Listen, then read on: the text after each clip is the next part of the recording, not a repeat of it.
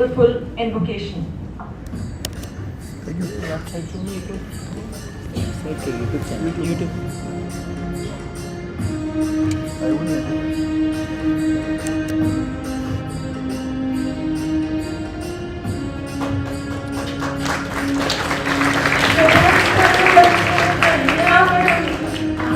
आरोग्यं संपदं शत्रुबुद्धिविनाशाय दीपज्योति नमोस्तुते शुभं करोतु कल्याणम् आरोग्यं धनसम्पदं शत्रुबुद्धिविनाशाय दीपज्योति नमोस्तुते.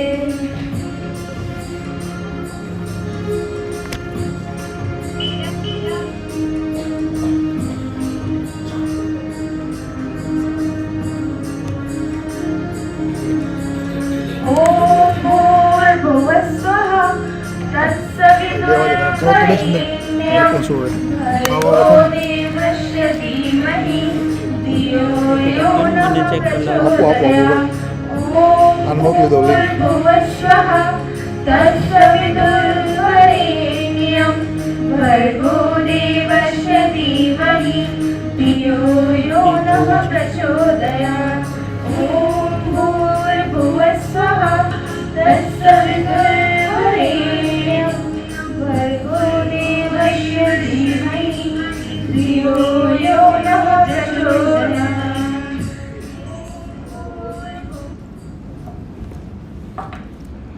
Thank you for that beautiful performance. Now, with great pride, I take the honor of introducing our distinguished guest of the day, Dr. S. Somnath. Dr. Somnath is an eminent aerospace engineer and a visionary scientist who served as the chairman of ISRO. Under his leadership, India achieved one of its proudest milestones, the successful Chandrayaan-3 mission, which made our nation the first on the land of the lunar South Pole. He has also played a pivotal role in the development of India's most powerful launch vehicle, the GSLV Mk3, popularly known as LVM3, and has made outstanding contributions to advancing our nation's space programs and satellite technology. Beyond his scientific brilliance, he stands as an inspiration to millions of students, embodying the spirit of perseverance, innovation, and service to the nation. As we believe the sky is not the limit, it's only the beginning, today his presence marks and reminds us that dreams must always reach higher. With such an inspiring journey, it is our privilege to honor him today. Let's welcome Dr. S. Somnath with a big round of applause.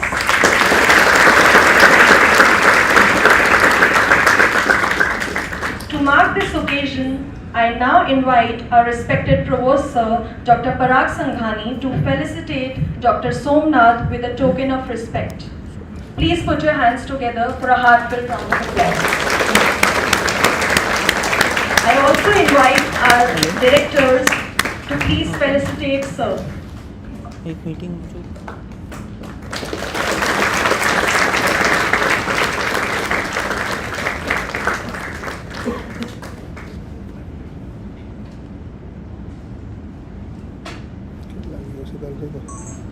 Thank you, sir. I now invite the representative from Chhatra Sansad to kindly present their token of honor to Dr. Somnath. Okay, thank you.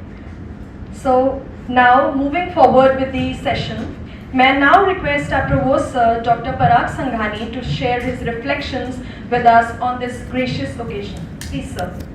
Please give a big round of applause. Jai Bharat, good morning.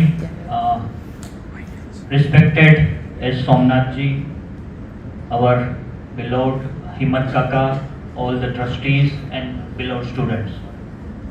It's always a vision of our presidency Vallabhbhai Savani to make these institutions of a global standards with the local vision.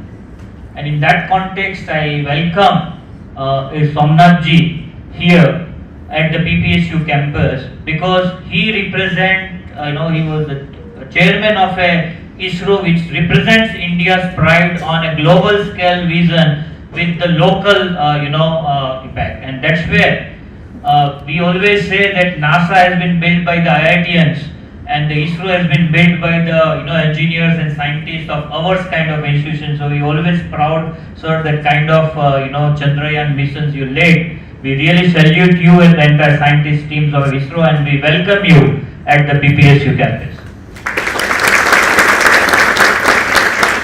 Friends, we have to learn a lot from ISRO, and that's what today sir has given a very right message, that how to build a culture, how to build a culture of working, how to build a culture of innovations, how to build a culture of research.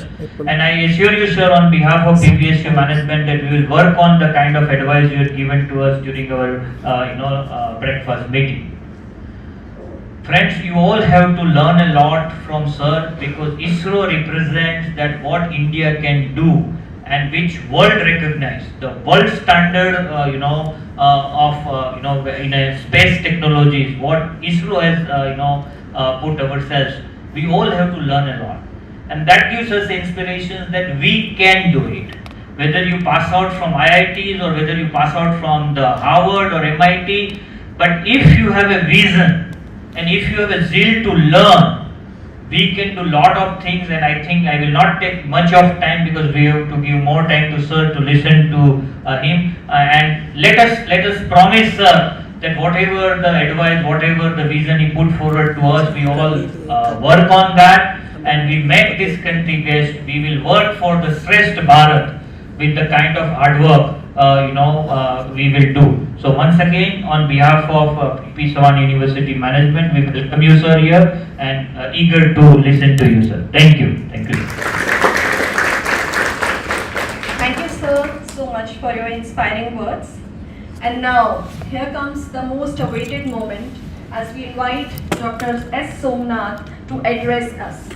Let's remember the spirit of ISRO. India's strength lies in turning dreams into missions and missions into milestones.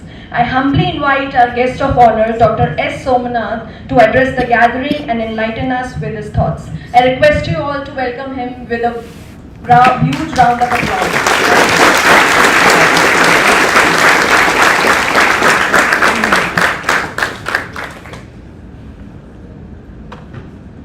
Thank you so much.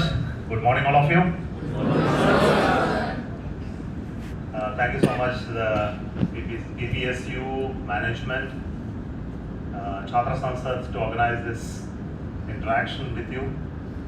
I'm really happy and proud to be in this university, which is a multidisciplinary university, and it just has grown over so many years to reach this stature. I got a little bit of time to interact with the faculty, the leadership here, and also to understand the type of professional training and courses that are happening here. And more than that, I did a little bit of podcast. Possibly you will be able to hear it sometime. And most happy to see you personally, and then not to make a big speech today. I'm not going to bore you with any long speech that you have to listen. I thought that I won't want to give a PowerPoint also, so talk to you a little bit from my heart, and then possibly take some questions from you if you are interested to discuss some topics that is interesting to you rather than to me. So that's what I thought, that I will have a little bit of conversation first to set the tone of our discussion today, and then possibly take questions. So I was the chairman of ISRO. I think all of you know that. From ISRO is well known for what we have accomplished, and they've already been told, landing on the moon, building rockets, building satellites, and all done in India. All done in India by the people like you. Say, if you come to ISRO, you won't see many IITians, you won't see at all. Because IIT people all go away. The moment they get graduated, their only goal is to migrate and then work for some other multinational companies or do some businesses and then take MBA and then sell finally soaps, toothpaste and things like that in with the big companies because that gives them good package, good salaries.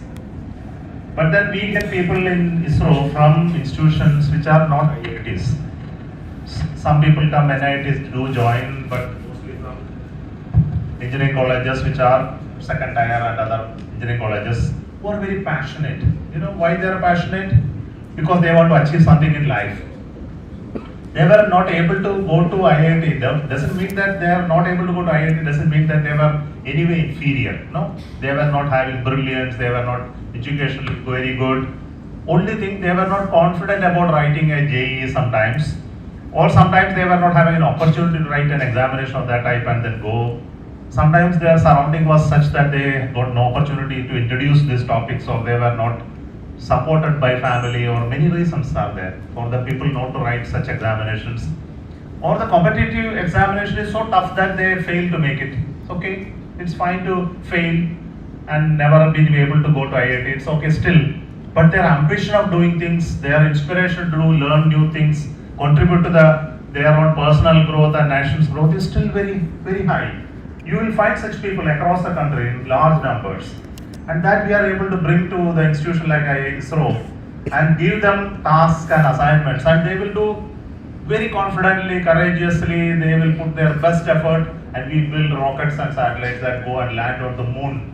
When everybody else was not able to send successful craft to the moon, the people who wrote the code, the people who designed, are normal, ordinary people you will find on the road. They will not be able to distinguish a scientist in ISRO from a normal person. No, they are not bare and intelligent looking and sad, nothing like that. They are normal people. And they are very brilliant people. They put their best effort to learn and then skill them to do it. And many people are from very village backgrounds. They were brilliant in their studies. They had the passion. They were ready to put hard work. That is the only difference between successful people and not so successful people. Whether they are passionate about what you are going to do, are you ready to put that effort in your life to achieve something? This is the only difference. Nothing much. I think all of us are equally brilliant, equally capable to do things great. Do you think that you are? Yes. You confident? Yes. Okay. So once you are very sure about yourself, I think you will definitely achieve something in life. So I want to tell you that the ecosystem has changed ever since I joined ISRO to now. The education institutions, the training, the possibilities, opportunities for young people have changed dramatically. Today in ISRO, when we want to recruit for 100 people, we get 1.5 lakh applications, 1.5 lakh applications. And exams, national examinations conducted, and we select only 100 people. So it has become very tough to get into ISRO. Even with that people wanting to go to America, we still have this problem here. That there are so many people available who are bright people who want to join ISRO. They are not getting opportunity to join ISRO. So it's still a very exciting time to work here in ISRO. But it is not ISRO alone is doing wonderfully well in India. I think this is again another one I want to tell you. There are so many institutions in India who is doing very well in science and technology. Have you heard about CSIR? And their laboratories, about 55 old laboratories across the country in various domains of top-end research they are working. Global standards, the top scientists of the country are mostly in CSIR, not in ISRO. And you heard about other DST, Department of Science and Technology establishments. Have you heard about ICERS? Yeah. So there are so many research laboratories in this country, in biotechnology domain, agriculture domain, in general science and technology, material science, electronics development, software development. There are so many public sector undertakings, aeronautical and other related things, and also private businesses which are come up in this country. So today the ecosystem has changed dramatically. There is huge amount of science and technology, research and technology and related work happening. You know, India is the biggest biotechnology research place in the world. Do you know that? And we are the manufacturers of medical medicines, which is called generic medicine. The biggest ever manufacturer in the world. We manufacture almost 20-30% of the world's generic medicine, export to most of the countries. Not the high-end medicines. I am talking about not the vaccines or anything, but then you talk about generic medicines. We are the biggest manufacturers. Almost all the big pharma companies are actually situated in India. We are one of the biggest software exporters, especially the commercial software exporters. But still we do not do many things. We still are not at the top edge of the research or technology. We still not. For example, we don't make high-end vaccines, many. When the COVID came, we were successful in building vaccines in India. But that has not come to many other domains of vaccine building. We are very big software exporter of the world, but we do not make the core softwares in this country.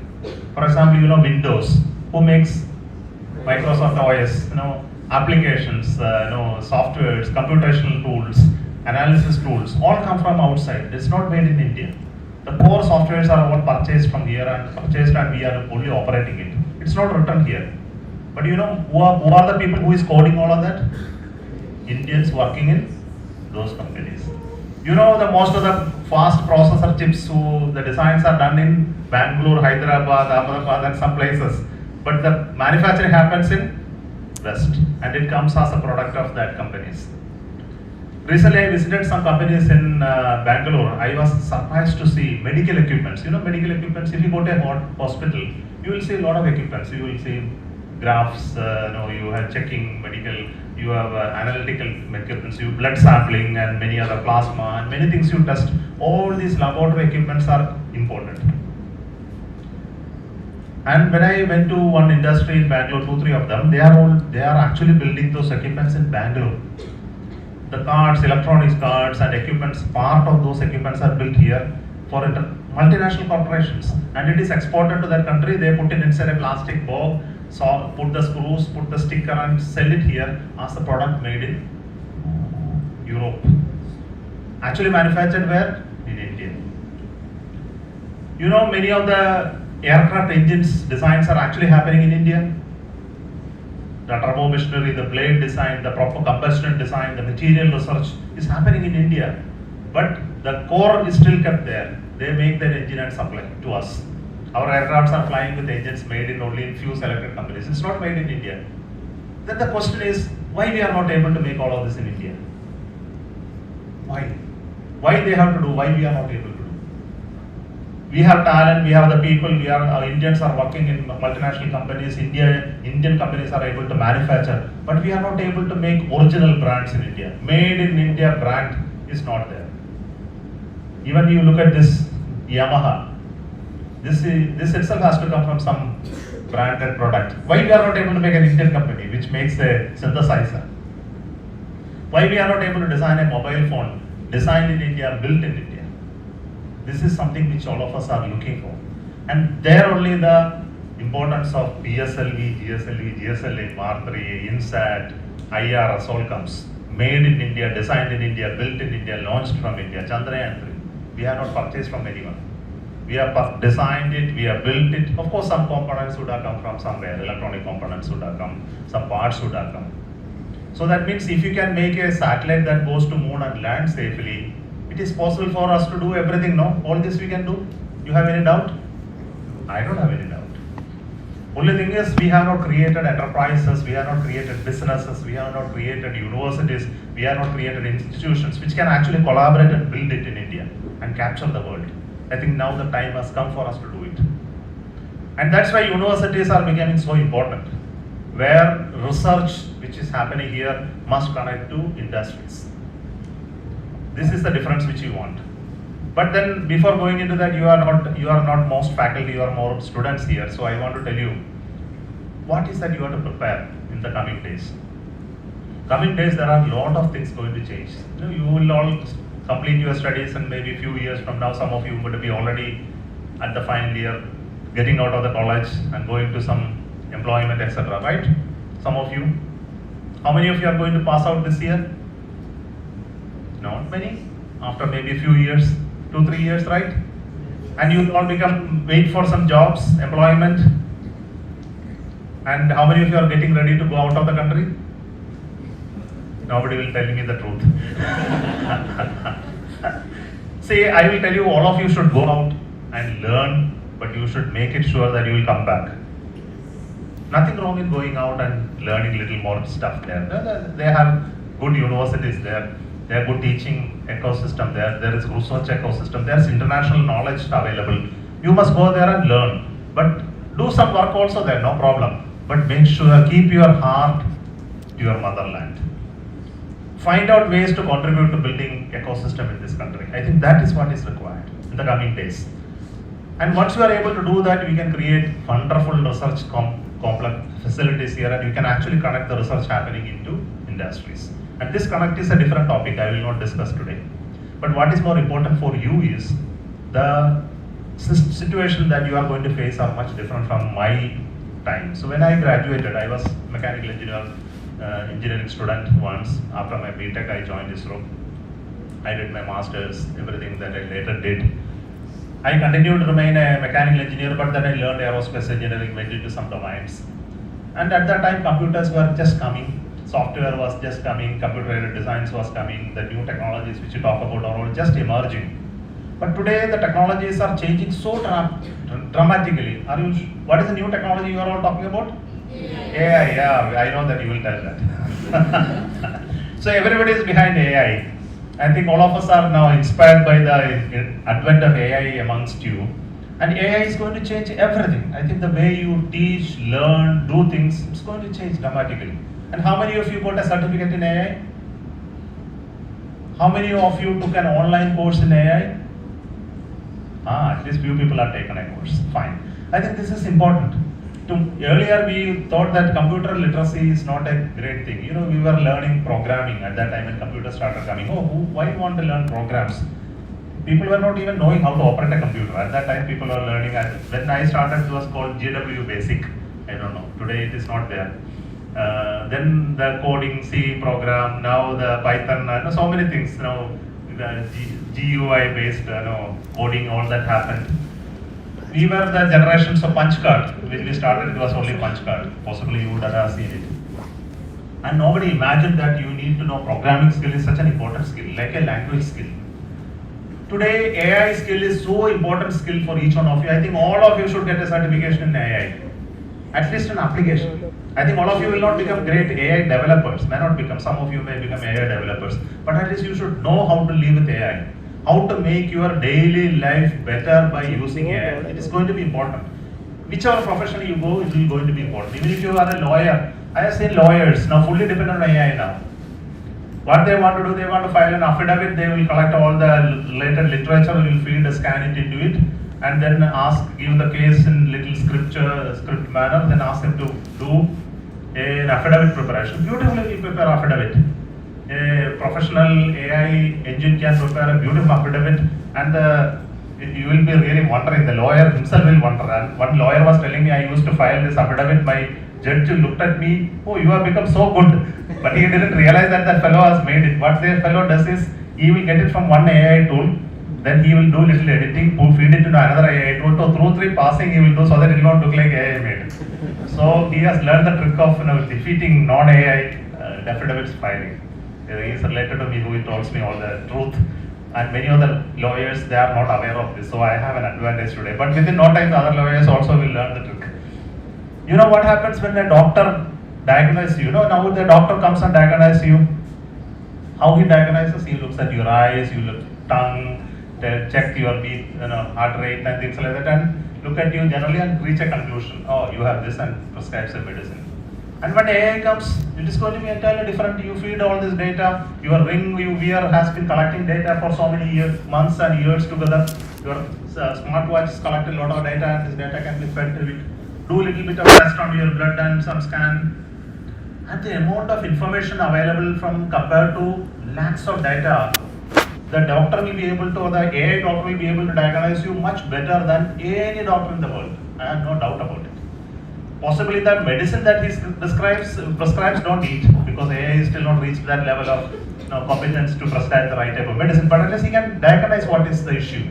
But a real doctor is needed to prescribe you the right type of medicine. But within no time, the doctor will also become, the AI doctor also will become better. Not just looking at this, you have to look beyond it, about his means, about his capacity to pay for the medicine, necessity for it, the psychology of the person who has come there. And there are many factors that goes into prescribing a medicine to a patient, not just the disease alone. So those aspects which have to be factored. How AI is very, it doesn't give you any controversial answers. Have you asked any questions to ChatGPT? Political answers, will it ever give a correct answer? Have you observed? It will not give. It will not give obscene answers. It will not give answers which are against women. Even if you ask, it will not give. Because it has been trained not to give such answers. So that is called ethics in AI. So all the AI tools that you have got are trained to do ethics. So similarly, medicine also will be trained to handle this type of very small things which generally a physical doctor has that skill to understand you. Looking at you, you are a wealthy man, you can do some scan. Even if you give an MRI, even if that is not necessary, he will go and do it. So he knows it. So he will prescribe, because many of the hospitals now want to make money. He knows whom will pay, who will not pay. Accordingly, they will give prescription. So future AI doctor will do such type of things also in the coming days. But then AI is only one part of it. But what is really going to happen across you? The way you learn will change. Suppose you are going to graduate in one subject.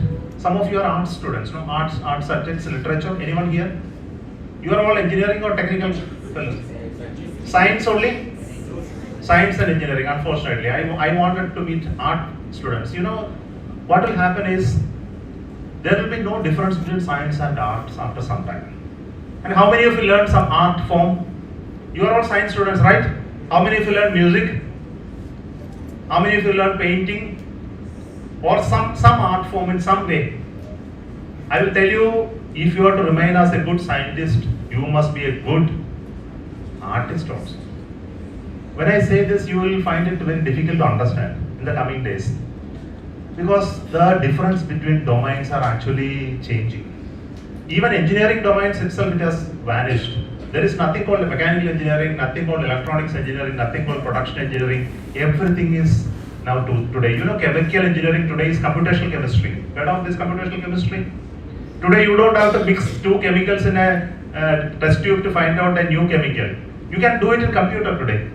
You feed this chemical, you feed that chemical into the computer and ask him to synthesize a new molecule. It will synthesize, it will process, it will find out its physical properties and tell you this chemical finally made will look like this, having this type of physical, chemical properties.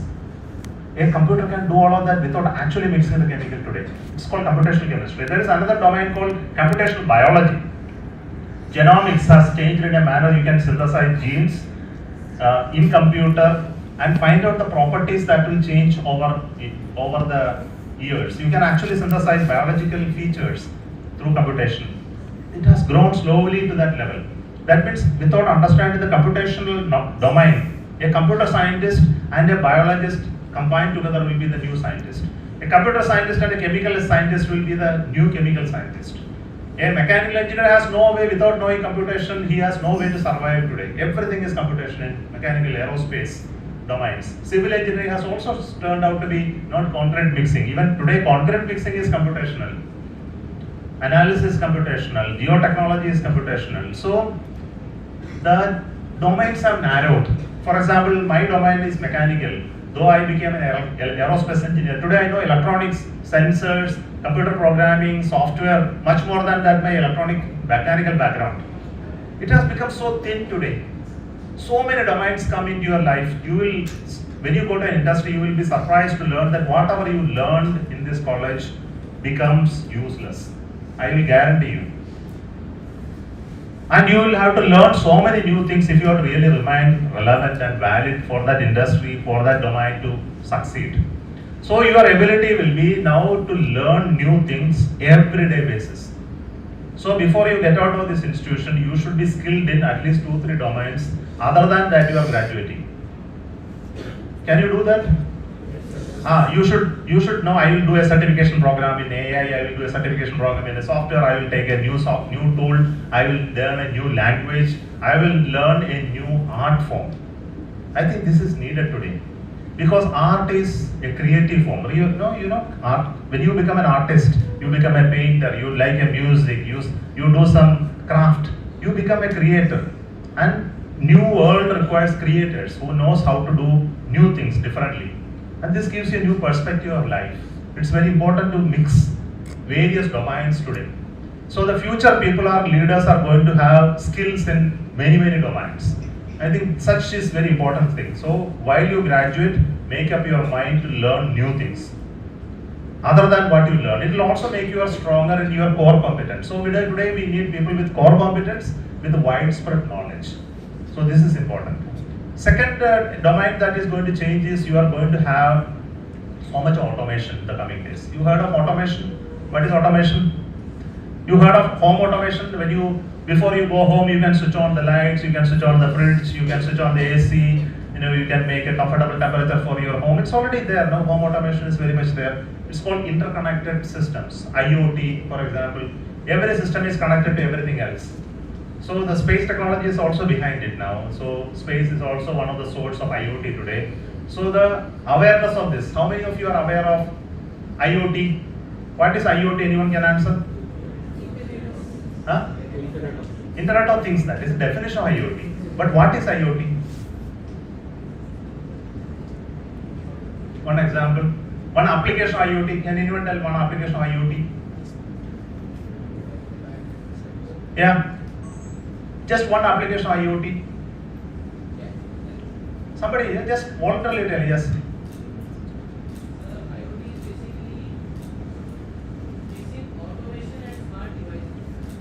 Okay. Now that is again definition. I am asking application. Paytm boxes. Okay, whatever the whole payment. But that's not connected much to. It's only connected to local network. But IoT, for example, you can do agriculture. Can anyone say IoT can play a role in agriculture? Suppose you put a device in the earth where you are now doing your paddy field. You put it there, it will measure the temperature, it will measure the humidity, the water, the nutrients, and it will transmit occasionally. Every 1 hour it will send a pulse of information, measure it and then send it. And this can be collected by satellites. And that's data collected over thousands of such sensors. It will find out that that area has a water scarcity. Now it's a time to start the irrigation process. So it will advise the water authority people to open the passage to the water. So it will open so that this area becomes irrigated. It will find there is a magnesium deficiency. So the nutrition supplement that you have to give there should have a magnesium excess to make sure the agriculture there. It is cane which is there, so you need to pay this give this more so as to put better yield. And that can be running on a software algorithm which is somewhere else sitting, and you can control an agriculture domain. And once the crop is now grown, it can give an indication. Now the drones can come and harvest and go away. So IoT in agriculture, IoT can be applied in automation, machine tools in a factory, all can be connected. And it will know which work is going on in which machine has a problem, this has reached a service limit, that information can go. Spare parts will come, it will indicate that now this part has a problem, so better replace it. That analysis will come through a software. It can also say scheduling, now the work is over, next item should come in this time. So in automation has come in industries IoT based. So how many of you know these type of knowledges, what is happening around? What is the communication, for example, your television programs comes to your home, anyone tell how the television you are seeing? DTH, no? You put a dish and the data comes. And once the Starlink comes, what will happen? You know heard about Starlink? Now the Elon Musk is bringing Starlink too, You can get internet directly from space. You can put a dish on your rooftop and you will put a Wi-Fi router and you will get internet. And it's a bidirectional communication directly to satellite. And you don't need any cable, you don't need a fiber optic, nothing. And after some time, you will get internet directly in your mobile from satellite. Today, where from you are getting? Now from router or from tower. No, tower only you are getting. Towers will vanish in another 5 years. There will be no more towers. Once Starlink becomes operational, you don't need towers. So the 5G, 6G networks which are operating based on towers will vanish. And you will have some equipments here and there which will give you 5G streaming videos where you are in forest, where you are in sea, in ship, in aircraft, everywhere you will get. There will not be any limitation. Okay, and another thing which will happen is that medical, see today I told about the diagnosis, no? You go to hospital to check doctors. Slowly, you have seen that advertisement for the rings, the health rings. Smartwatches collect all your heart rate, temperature, sleeping pattern, food control, nutrition, supplements. Now the rings are coming, which is again an IoT device, you know. It collects all the information, it sends to the mobile phone it sends to a network of data centers, and will help analyze your health and compare with thousands of lakhs of people across the world and tell you, you are having an imminent heart attack. It will give you warning. That's called an IoT device. And what will happen is after some time, everything will be connected. Fans will be connected. Now, you know, every device across will be connected, and they will be connected not just to the internet. They will be connected to intelligence outside, which will decide, okay, that fellow is now doing this, he's very hot, well, switch on that fan there. Automatically somebody will decide, you don't have to decide. The zonal comfort level will be decided by a computer program sitting outside, and you will be controlling the fan, speed, the temperature there, circulation there. Imagine. So this is the type of intelligence that is going to happen.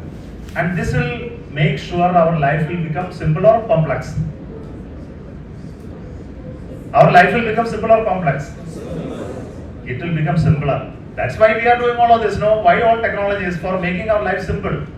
And do you think it is becoming complex? Only technology is becoming complex. You are becoming simple. You don't have to worry about switching on. You don't have to worry about going around agriculture, nutrients, water opening. All this will be done by somebody else. So entire technology is for making our life simple, so that we have more free time. Is it not? So that you can concentrate on what?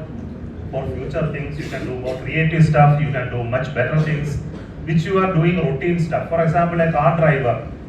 Driving a car, you have a taxi car and the driver, poor fellow, morning till night he works. Is it a creative work at driving? No, it's a boring work, right? So you can eliminate boring work. You have an office, you have a clerk who type, you give a written matter, he types and gives. Now no longer typing, the character recognition, the intermediate will be scanned and it will convert into type in whichever form it gives. AI will make and give you, and the typist will be having no job. Now lawyer was making all that affidavit, he said I had a lot of knowledge, now he will have no job. The doctor who used to do diagnosis for you, no job. So finally all of you will have no job. Already it is happening in companies, software companies, they are selling of people. They are asking people to go because all the routine jobs which you thought will stay for years together are vanishing. So after some time, there will be no routine jobs. Even to climb a tree, even to cut something, even to do digging, you will have no requirement. Finally, you will have a robot with you to do all of this stuff. Another 10 years, all of you will have one robot assistant. Like your mobile phone, your assistant will be a robot who will take your command, you will do the homework, you will do the teaching, you will teach you music, he will teach you home lessons, etc. And what you will do then? The problem is you will be able to do things only when you are skilled enough beyond that system. So you should be able to do creative work, not routine work. If you are preparing yourself to become an employee, a job seeker, there will be no job for you. You have to create new things. That's why once you are educated in high universities, it's a fortune to come here and then study in this university. There are lakhs of people who are not getting this opportunity in this country. So you are all privileged people. You have an opportunity to prepare yourself to become great leaders tomorrow. So the only advice I have today is to learn your domain very well. Prepare your skills in at least 2-3 domains other than what you are learning today, including soft skills, languages, art and culture, interactions, another technology. If you are a student of mechanical engineering, study electronics engineering. If you are a chemical engineering, study computer science. If you are a computer science student, you study aerospace engineering. Can you do that? At least you keep an interest in it and read from internet and other allied things and create a skill. And industries are looking for such people. I think such people only will have future jobs. Such people only have future opportunities. So I will stop here my speech because it is too much lengthy. Now I will give you for some questions.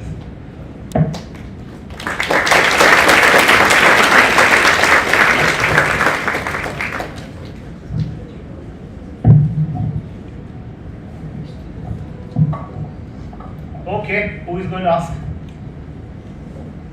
Yeah. Sir, what develop or technical skills or technical knowledge should we develop if we want to join ISRO in future? What are you studying? Biotechnology. Biotechnology. I'm looking for you. See, we have started a human spaceflight program. Yes. Who recently somebody went to space and came back. You know who? Name of the person? Shubhanshu Shukla. Why you don't know him? He met our honorable Prime Minister yesterday. So you should look at our tweet and things like that. Shubhanshu Shukla. He was an astronaut. He is a pilot. Now he joined ISRO and he joined Indian Institute of Science and became an aerospace engineer recently. And you know what experiment he did there? He did the experiment on cyanobacteria. He did on seed growth experiment. He did experiment on human psychology. All experiments were biological experiments. And poor fellow is a pilot. Because I had no bioscientist in ISRO to be sent there. Because of that, he was sent only a pilot. Because first missions only a pilot can go. But guaranteed that after a few years, it will be bioscientists who will be doing all of this. We are creating a branch of bioscience in ISRO. Because future of doing a lot of research in bioscience in space becomes very important. Microgravity related experiments, biological large molecule synthesis, human organ business, genomics, for example, gene transformations take place when you subject to radiation. Those type of experiments, seeds, genetic modification, these type of things, and material synthesis in space. All this requires bioscience people. So they have an opportunity, and this is slowly emerging. We have recently sent a recruitment advertisement for bioscience people, at least 5-6 of them to join, to become the leaders coming years to create that type of activity there. So look forward, once you graduate, possibly there will be some opportunity coming up. Sure, sir. Thank you so much. Yes? Yeah. Stand up, please. Go ahead, answer. Ask. Shout.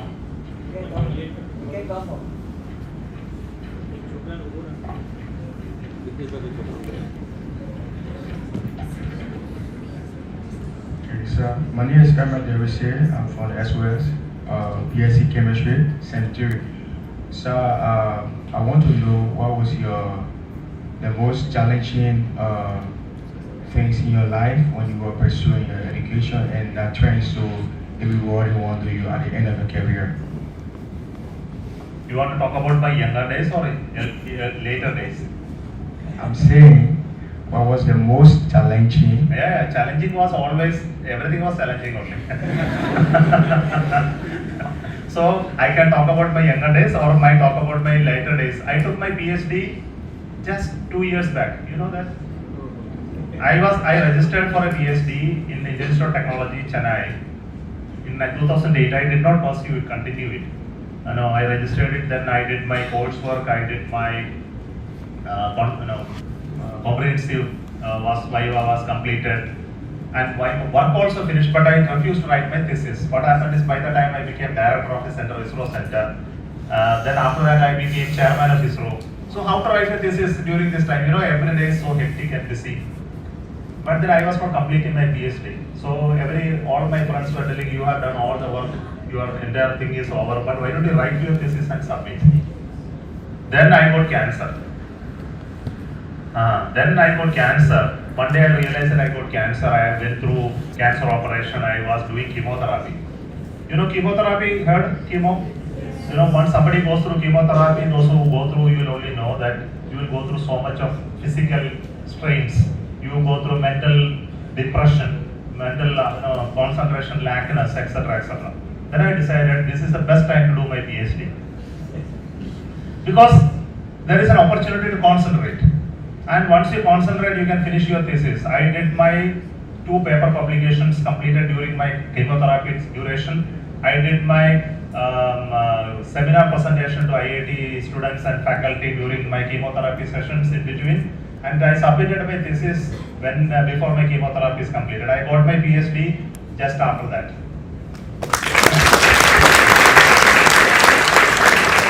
So, when you are in the worst situation, you can do wonderful things. So that you need to make sure that these are possibilities that there is always some possibility, and you have always excuses. So I gave a lot of excuses for not doing my PhD because I am very busy, I am chairman, I am director, I have to do this, I have to do that, I have to travel this.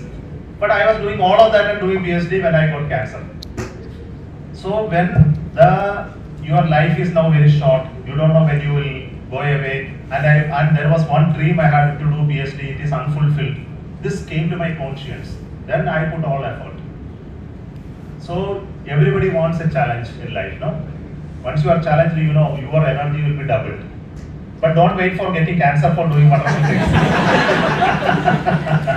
So I only want to tell you that you have a potential to do these type of things much better than that when you are healthy and very, very capable. I think all of you have that ability to do them. All your dreams you must pursue with vigor.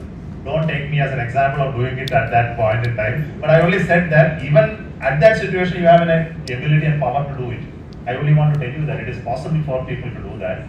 So how much power you have even without that, it's wonderful to see. So that was one challenging time. Okay, thank you.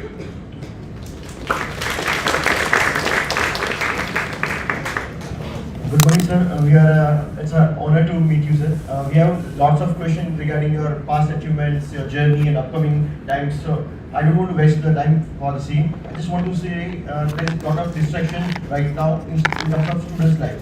So just like a ISRO scientist, they are very focused, great at resilience. So how a focus should be there in the student area or career? What as an ISRO scientist would be thinking if we would be at our age? See, I am a different generation. No? I am not a Gen Z. No worries, sir. So if I have to answer your question, I have to put myself in that pocket of. If you would be of 26. But it's difficult, the generation difference always exists. So, but then I won't be able to exactly answer what you think for Gen Z case. But then I am seeing young people joining ISRO. I have been seeing people joining ISRO. So I always attracted young people who are joining ISRO. They are wonderful people. I know, in fact, they are much more capable than the generation joined when I was there. So people say, now young people don't know anything. They are lazy. They are useless. Everywhere I know, old people have a habit of complaining about young people. No, everybody does. No, your parents also do the same thing. Now, all your parents say they don't value you, right? I was better than you. He used to sit and your parents. This is the problem with parents. Nobody can help you. But you understand, they don't understand anything, so ignore it. Don't come quarrel with them. Just ignore them. You are much better than them. No doubt about it. The generation today have much more capability than previous generation. That's how humanity grows. Humanity is only growing in terms of competence and capability. But issue with the young generation is that there are a lot of distractions. I think this must be conscious. I think you have to be aware of these distractions. Very high level of distraction. One of the biggest distraction is what? The phone is not a distraction. The biggest distraction is drugs. I want to tell you, phone is never an issue at all. I will tell you why you don't think phone is a distraction or issue. Drug is a bigger issue, much bigger issue. Very, very dangerous issue. I think you must make sure those who have any slightest attempt to get into drugs, you must discourage. You must advise your friends. And there is so much of force around you which will pull you to drugs. Okay, and it will destroy you forever. I have seen life getting shattered. And you think that I can just try it and come out of it. Many people believe that I can try it and come out. It's a moment of joy. But you will never come out of it. And it is such a powerful thing, chemical. Those chemical scientists will know it has so much of issue with your brain. And you cannot escape it. It's a very dangerous thing. Never ever touch. Even for fun. Okay? This is one decision that you should internally make. And your life is much more valuable than that momentary pleasure that you are going to get. Please make sure that in your mind you should go. And this is where you sometimes quarrel with parents, you will tell, but this is a decision you have to make. Parents cannot do it for you, friends cannot do for you, only you can do. Okay. Second point about is social media. Social media is extremely good. I think I have just a contrary, everybody is hooked to the phone. I ask my children, one day, my son was studying engineering, and I never saw any books with him. He will have one laptop, that's all, nothing else. No notebooks, no textbooks, no nothing. He passed very with great marks, good marks in engineering. He is employed now. He said, all my books are in this, all my notes are in this, all his learnings are in this, that laptop and mobile phone, nothing else. He said that he has all the knowledge from here only. And when I checked with him about his general awareness, it's really good. Then people are, why they are blaming social media and all that. Most of the time I look at him, he was only playing games. Even now he is playing games even after employment. See, but then what he means is, whenever you need to use it, you should know how to use it. And when you have to switch between what is productive and non-productive. See, many people has a problem of getting hooked to do something. When you see reels, you go on seeing the reels. You don't stop and then go to the purposeful thing, what you are supposed to do. At that moment, you may be asked to do an assignment, do a research, to make a note or something like that. At that time, you see a reel. You hook to the reel and then see it for next 1 hour. You forget about what you are supposed to do. The whole issue is your ability to concentrate has come down. And if you can rewind, you instruct yourself. I think this is the only thing which I can tell you. A personal growth is needed. For everyone, a personal growth is needed to instruct oneself. There are so much of distractions around, social media distractions, political distractions, this type of company distractions. From that, you should be able to come out of it and focus on what you want to do. Then you can handle all the social media, phone, everything positively. Phone has so much of capability today to teach you things. I read most of my books and knowledge, general knowledge, everything comes from my phone only. And only you should know how to use it. So, responsible usage of thing is what is important, nothing else. Okay, Thank you so much, sir. Okay, thank you. You may continue. Yeah. Due to time constraints, we'll be having only one question now. Thank you. I'll give to the backbencher.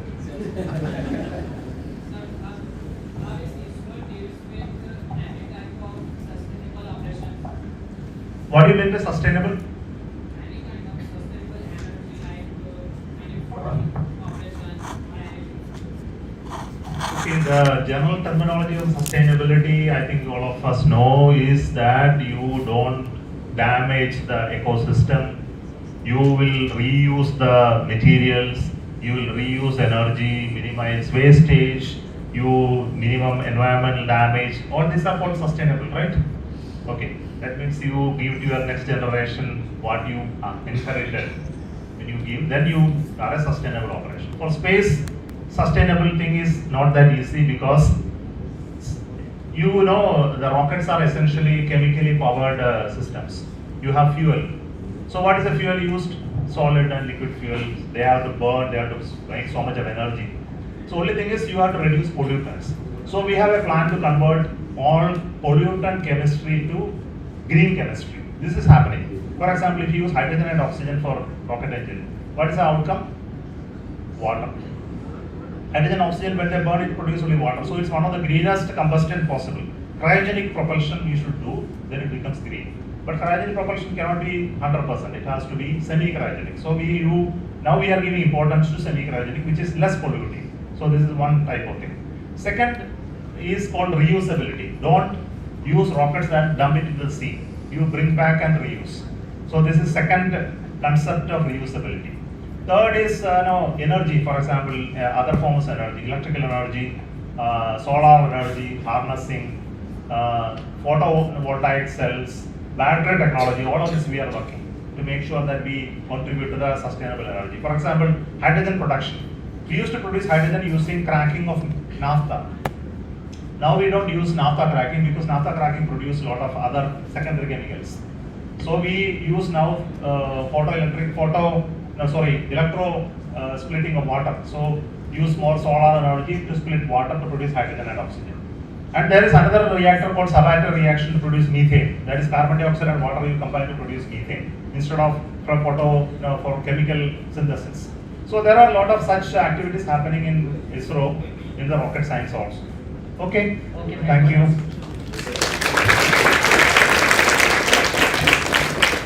Okay.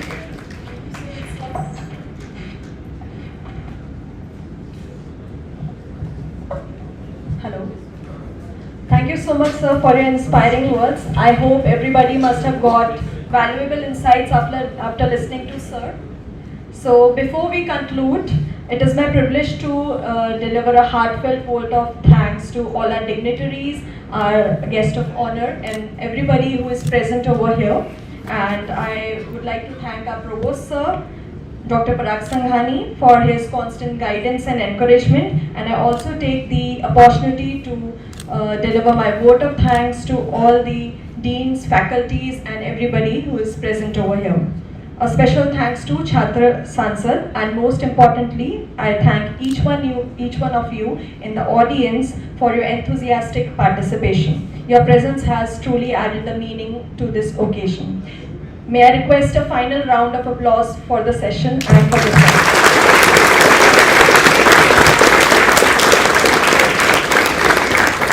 I request everybody to please rise for the national anthem.